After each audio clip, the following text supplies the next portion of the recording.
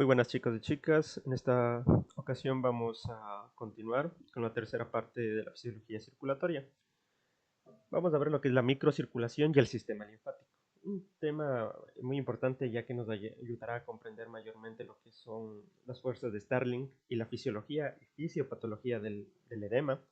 Es decir, ustedes cuando vayan a los hospitales van a ver muy frecuentemente a un paciente que está hinchadito en las piernas, los brazos.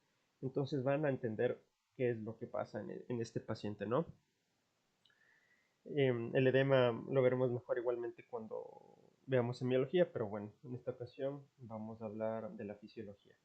Entonces, ¿cuál es la principal función de la microcirculación y del sistema capilar? El principal objetivo es el transporte de nutrientes, ¿no? Así como la principal función del sistema circulatorio es de llevar sangre y transportar sangre, aquí también es la del transporte de nutrientes mediante esa sangre y la eliminación de restos celulares, como por ejemplo el dióxido de carbono o productos metabólicos de desecho. Nosotros tenemos alrededor de 10 millones de capilares, o sea, imagínense cuántos capilares tenemos, que incluso si los contamos todos podemos tener una cuarta parte de una cancha de fútbol. Y también que la distancia entre cada célula, perdón, entre célula y capilar es de 20 a 30 milímetros. O sea, no piensen que están todas las células como si fuese un bloque, ¿no? O sea, sí hay un espacio entre ellas. Entonces, cada arteria se va a ramificar entre 6 a 8 veces. Entonces, estas se llamarán arteriolas. Y estas arteriolas a su vez se ramifican 2 a 5 veces más y llegando a metaarteriolas. Y estas metaarteriolas llegarán finalmente a los capilares. Las arterias tienen un diámetro de 10 a 15 milímetros y las arteriolas un diámetro de 5 a 9 milímetros. Aquí hablando brevemente de la histología, porque ustedes recuerden que ya lo habíamos visto en una clase de este canal mismo, para que vayan a ver la histología cardiovascular. Tenemos a las metaarteriolas, que estas no tienen una capa muscular continua. Tenemos a los esfínteres precapilares, es una fibra muscular que rodea al, al- a lo que es eh, el capilar que se abre y se cierra para dar así a la entrada de, de sangre, ¿no? Y las vénulas que son mayores que las arteriolas, pero estas tienen una capa muscular mucho más débil. Miren ustedes cómo es la estructura de la pared del capilar. Esta es una pared compuesta por células endoteliales, rodeada de una membrana basal. El grosor es de 0,5 milímetros, el diámetro capilar es de 4 a 9 milímetros. Y miren cómo ustedes solo se permite el paso de moléculas de agua o algunos iones hacia el intersticio, pero de algunas moléculas más grandes como los eritrocitos o la albúmina, pues no se da. Pero sí hay algunos casos en donde hay una alteración en estos poros y pues pasará la albúmina hacia acá, hacia el intersticio, ¿no? Generando edema, que ya lo vamos a ver más adelante. Hay algunos tipos de poros que igualmente los vimos en el video de histología, pero aquí en el Guyton nos menciona que algunos ejemplos, por ejemplo en el cerebro, nosotros tenemos poros por uniones estrechas, que estas permiten la entrada y salida de agua, de oxígeno y de dióxido de carbono. El hígado, a ser un órgano más de filtración, necesitamos aperturas más amplias, en la cual aquí ya pueden difundir sustancias más grandes. Recuerden que ustedes que en el hígado se forma la albúmina, ¿no? Y algunos factores de la coagulación, que al fin y al cabo son proteínas, entonces necesita aperturas más amplias.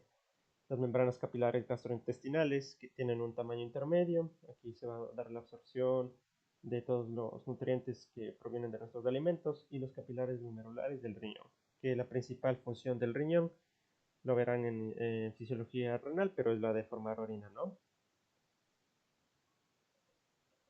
Entonces, ¿cómo fluye esta sangre en los capilares? Para eso nosotros tenemos que tener un concepto bien claro, que es el de la vasomotilidad. La vasomotilidad se refiere a un flujo intermitente de la sangre en los capilares que aparece y desaparece. Es decir, a través de una contracción intermitente entre las metaarteriolas y los esfínteres capilares. Esta vasomotilidad está regulada por algunos factores. Uno es por la concentración de oxígeno. O sea, si nosotros tenemos mayor cantidad de oxígeno, mayor nutrientes llegarán a los tejidos. Caso contrario, a menor oxígeno, menor los nutrientes a los tejidos o mayor será la intermitencia de este flujo sanguíneo. Ahora, ¿qué es la difusión? Eh, tenemos que saber cómo es este intercambio de sustancias entre la sangre y el líquido intersticial, ¿no? O sea, entre la sangre que pasa aquí por el vaso sanguíneo y el líquido intersticial. Entonces, para eso tenemos que saber lo que es la difusión, que es esta forma de transporte de sustancias entre lo que es el plasma y el líquido intersticial, consecuencia de un movimiento térmico entre tanto las moléculas de agua y otras sustancias. Nosotros tenemos sustancias liposolubles e hidrosolubles. Las sustancias liposolubles son aquellas sustancias que difundirán directamente y más rápidamente también a través de la membrana capilar. ¿Cuáles son estas sustancias liposolubles? Pues el oxígeno, el dióxido de carbono. Es por eso que, digamos, a un paciente cuando le van a hacer nebulizaciones, el efecto le eh, sucede mucho más rápido que, digamos, si es que fuese un fármaco por vía oral. Por eso ustedes van a ver que cuando, digamos, a un paciente con CRUP, cuando ustedes, a un bebé, ustedes le ponen su dosis respectiva del corticoide, van a ver una mejoría relativamente rápida, ¿no? Entonces, también tenemos sustancias hidrosolubles o no liposolubles, que estas son moléculas más grandes, ¿no? Como la glucosa, el cloro, el sodio, el agua mismo. Entonces pueden pasar solo por poros. Aquí en este cuadrito, igual que nos da el Guyton, podemos tener ejemplos de algunas sustancias, el peso molecular de dichas sustancias y la permeabilidad que éstas tienen. Miren cómo se diferencia la permeabilidad del agua con respecto al de la albúmina, por ejemplo, o el de la glucosa.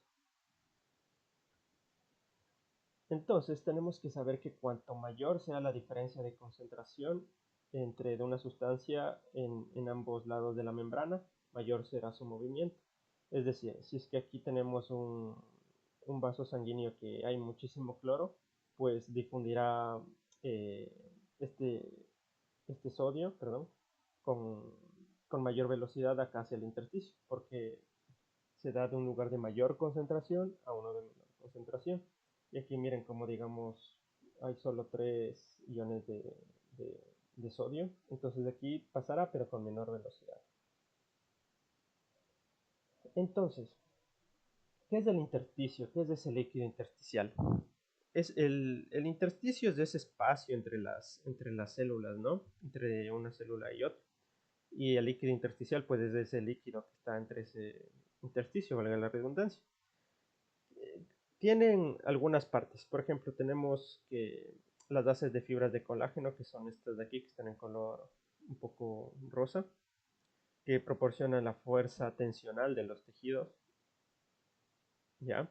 Tenemos los filamentos de protoglucanos, que son estos azulitos que vemos aquí, que son muy finos, no, compuestos en un 98% por ácido hialurónico y en un 2% por proteínas. Igualmente generan resistencia a este intersticio. El líquido intersticial viene por filtración y difusión de los capilares que se combinan con el intersticio y forman finalmente el gel tisular. Los riachuelos del líquido libre que vemos que son estas como islitas que adentro no hay nada, pues como dice su nombre son lugares en donde no hay líquido y estas más bien llegan a aumentarse cuando se forma el edema. Ya, ahora vamos a ver lo que son las fuerzas de Starling. Esto básicamente se entiende la fisiología y la fisiopatología del edema. Nosotros tenemos cuatro fuerzas de Starling. Tenemos la presión hidrostática capilar, la presión negativa intersticial, la presión coloidosmótica del plasma y la presión coloidosmótica intersticial. La presión hidrostática capilar es una fuerza de salida. ¿Qué quiere decir esto? Que la sangre sale de aquí del capilar hacia el intersticio. Por eso está la flechita hacia afuera. Aquí igualmente presión hidrostática eh, capilar. Esta es una fuerza que, como les digo, tienen todos los vasos sanguíneos, ya sea arteria o vena y permite la salida del líquido desde el capilar hacia afuera. Tenemos la presión hidrostática del líquido intersticial o también como presión negativa intersticial, que la presión, o sea, como dice su nombre, la presión negativa del intersticio jala a su vez más líquido, es decir, permite la salida del líquido del capilar hacia el intersticio. Claro que esto depende de cuánto mayor es la concentración, ¿no?, de carga en el intersticio. Tenemos la erosión coloidosmótica del plasma. Cuando ustedes vean coloidosmótica, se hace referencia a las proteínas que hay ya sean los capilares o en el intersticio. Siempre las proteínas, para ponerles de ejemplo la albúmina, como tienen una carga tan alta, una osmolaridad tan alta, siempre van a llevar consigo más líquido, ¿ok? Entonces, recuerden que aquí en los capilares, aquí por la sangre pasa la albúmina, y siempre va a haber más proteínas de aquí en los capilares que en el intersticio. Entonces, como les digo que las proteínas a su vez jalan líquido, aquí esta fuerza es una fuerza de entrada, porque como hay mayor proteínas de aquí en los capilares, pues va a jalar más líquido hacia adentro, ¿ya? Jalan el líquido. Pero también así como tenemos proteínas en los capilares, también tenemos proteínas en el intersticio, pero en una menor cantidad. Entonces también va a haber una fuerza, una presión coloidosmótica intersticial, pero de salida, pero es menor que la del plasma. Entonces, si es que nosotros sumamos la presión hidrostática capilar, la coloidosmótica del plasma, la negativa intersticial y la coloidosmótica intersticial, nos da igual a la presión de filtración neta. Esta es ligeramente positiva, o sea, es lo normal, ¿no? Es la suma de todas las fuerzas de Stirling, básicamente. Si el resultado de esta presión de filtración neta sería negativo, pues habrá una absorción de líquidos desde el intersticio, los capilares. Entonces, bueno, ahí ya llegan las patologías, ¿no?, que llegan a causar el edema. Nosotros tenemos que varía la presión del capilar tanto en el extremo arterial como en el extremo venoso. En el extremo arterial, como ya habíamos mencionado, siempre en las arterias va a haber más presión que en las venas. La presión del extremo arterial es de 35 milímetros de mercurio y la del extremo venoso es de 10 milímetros de mercurio. Si hacemos pues una suma y división, tenemos que la presión capilar media es de 17 milímetros de mercurio.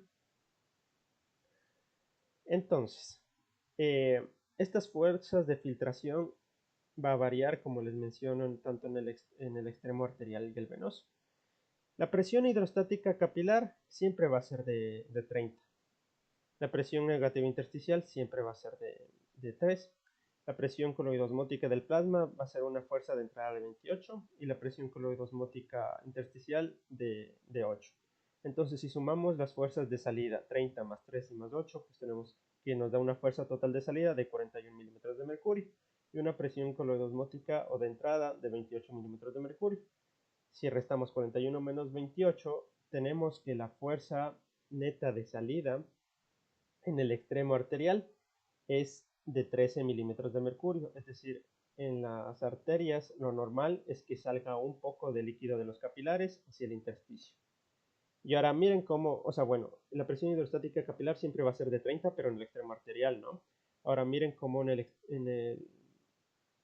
el extremo venoso la presión hidrostática capilar es de 10, pero de ahí todos los demás valores son los mismos. La presión negativa intersticial es de igual de 3 de salida, la de las proteínas del plasma de 28 y la de salida coloidosmótica intersticial de 8. O sea, todos son los mismos menos la hidrostática capilar, que es de 10. Si sumamos las fuerzas totales de salida, pues nos da un total de 21 y una fuerza total de entrada de 28. Entonces, si tenemos que una fuerza total sale de 21, pero entra más eh, con una fuerza de 28 milímetros de mercurio, aquí la fuerza neta de entrada es de 7 milímetros de mercurio. O sea, en el extremo venoso el líquido va a tener tendencia a entrar hacia los capilares.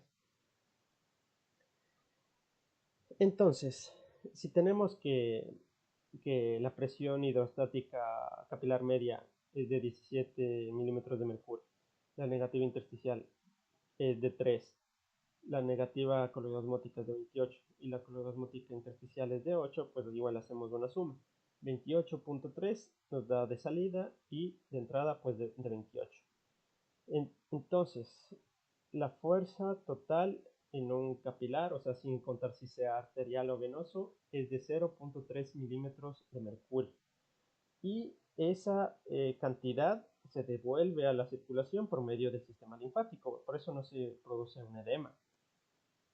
Entonces, ¿qué tiene que pasar para que exista alteraciones en este equilibrio capilar? O sea, para que se produzca un edema. Uno, por aumento de la presión capilar.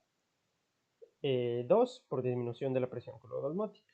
Es decir, en un paciente que tiene pocas proteínas o hipoalbuminemia, etc. Tres, aumento de la permeabilidad capilar.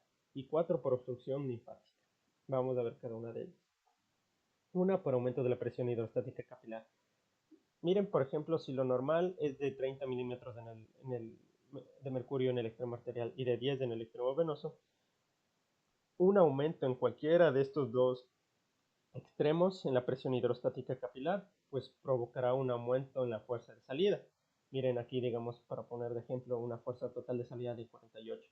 Pero si la fuerza total de entrada sigue manteniéndose en 28 milímetros de mercurio, pues la fuerza neta de salida será de 20.3. Entonces, esto ya es mucho líquido acumulado en el intersticio. Por tanto, se generará edema. ¿Cuál es la segunda forma de que se forma un edema? Pues la disminución de la presión coloidosmótica del plasma, o sea, la que se encuentra aquí en los capilares. Eh, digamos, en un paciente que tiene una dieta bajísima, o sea, está desnutrido, tiene hipoproteinemia, hipoalbuminemia, en pacientes con quemaduras, generalmente hay una disminución de, de las proteínas de la albúmina en la sangre. Entonces, lo normal que es, digamos, la fuerza de entrada de 28 baja, digamos, a un 8. Entonces, la fuerza total de salida seguirá siendo de 28.3 porque no hay una alteración ahí, pero la fuerza total de entrada disminuyó, ahora es de 8. Y igual tenemos una fuerza neta de salida, para poner un ejemplo, es de 20.3, ¿no? Asimismo, se puede acompañar, digamos, una alteración en la presión hidrostática más una disminución en la presión cronosmótica. Entonces, imagínense, ahí el edema será incluso aún más notorio o más grave. El aumento de la permeabilidad capilar. Como les había mencionado antes, algunas sustancias como la albúmina no pasa a través de los poros. Entonces, situaciones que aumentan la permeabilidad, que dañen estos poros, igualmente, por ejemplo, quemaduras, va a permitir que estos poros ya sea, o se dilaten o, o hay una predisposición para que estas proteínas como la albúmina pasen a su vez hacia el intersticio. Y como les había mencionado, siempre las proteínas van a jalar consigo líquido. Entonces, si es que la albúmina que normalmente está aquí en el intersticio y permitía que haya una presión coloidosmótica del plasma, de entrada, pues ahorita estará aquí en el intersticio. Entonces ahorita el líquido pasará hacia acá, hacia el intersticio y se generará edema. Y la otra forma de alteraciones del equilibrio capilar es la obstrucción linfática. Como les había mencionado, esa porción restante que quedaba de líquido en el intersticio era absorbido por los capilares linfáticos y se devolvía a circulación, entonces no había problema. Hay ciertas alteraciones que afectan a estos sistemas linfáticos y generará que se acumule líquido. Por ejemplo, hay una enfermedad eh, eh, tropical que, bueno, afecta al África, algunas partes del Asia, que se llama elefantiasis. Entonces, este eh, patógeno llamado Uchrella bancrofi justamente afecta a los capilares, perdón, sí, a los capilares linfáticos. Entonces hace que se acumule líquido y se acumule líquido y estos capilares no funcionen, entonces producirá un edema, ¿no? O también tumores que lleguen justo a afectar esos capilares linfáticos, algunos tumores que se encuentran en el mediastino. Recuerden ustedes que en el mediastino eh, se va a dar un recogimiento de lo que es el líquido linfático, ¿no? Que ahorita es lo que vamos a ver, el sistema linfático. Entonces, esta es una vía accesoria donde el líquido fluye desde el intersticio hacia la sangre. Hay algunos lugares en donde no hay vasos linfáticos, por ejemplo, en las porciones superficiales de la piel, en el sistema nervioso central, en el endomisio de los huesos y los músculos. Nosotros tenemos dos, así como digamos tenemos la vena cava superior y la inferior que llegan la sangre no oxigenada, tenemos dos conductos en los cuales llegará la sangre, perdón, en la cual llegará la linfa, ¿no? Que es el conducto torácico que es este de aquí, y el conducto torácico derecho. El conducto torácico le llegan los vasos linfáticos de toda la parte inferior del cuerpo, y el conducto torácico derecho, pues de los vasos del cuello, de la cabeza, del cuello y del brazo derecho. Y el brazo izquierdo también llegan al conducto torácico. Entonces, estas células endoteliales del sistema linfático se unen por unos filamentos llamados filamentos de anclaje. Cada uno se interpone entre una y otra para formar así una válvula, o sea, para que igualmente el líquido linfático sea unidireccional. ¿Ya? Miren cómo en este gráfico se nos menciona el flujo linfático. Entonces, en el Guyton se evidencia como la velocidad del flujo linfático es de 100 mililitros por hora, pasan por el conducto torácico, y de 20 milímetros, de 20 mililitros por hora en los otros canales. O sea, si sumamos 100 más 20, tenemos un total de 120 cc hora. O sea, nosotros en todos los días eh, más o menos promovemos el movimiento de 2 a 3 litros de líquido linfático. O sea, imagínense, es bastantísimo. Lo que a medida que aumenta la presión en los capilares, pues aumentará el flujo igual linfático. Hay algunos factores externos que aumentan la presión, como por ejemplo la contracción de los músculos esqueléticos, porque recuerden que los músculos esqueléticos, ya lo habíamos visto anteriormente, funcionan eh, a su vez como una bomba a través de los vasos sanguíneos, el propio movimiento del cuerpo, pulsaciones de arterias adyacentes y la compresión de los tejidos. Y en conclusión, para terminar esto del sistema linfático, tenemos que tienen cuatro funciones principales. Uno, controla la concentración de proteínas en el líquido intersticial, ya sea con la absorción. Dos, controla el volumen del líquido intersticial. Como les mencioné, si esto está alterado en los capilares linfáticos, pues se producirá edema. Tres, controla la presión del líquido intersticial a través de estas válvulas. Cuatro, función inmunológica. Eh, Cuando ustedes vean inmunología se van a dar cuenta cómo el sistema linfático tiene incluso una función mayormente predominante inmunológica que circulatoria, ¿no? No estoy diciendo que no tiene importancia en el sistema circulatorio, pero cuando vean, cuando vean inmunología se van a dar cuenta cómo en los ganglios linfáticos incluso hay linfocitos, macrófagos, y ahí se dan incluso algunas presentaciones de antígenos, ¿no? Bueno, eso lo verán en inmunología, pero lo que quiero que entiendan es que el sistema linfático tiene una gran importancia en lo que es el sistema circulatorio y también inmunológico. Y bien, chicos, eso en la clase de hoy. En la siguiente clase vamos a ver lo que es el control local y humoral del sistema sanguíneo.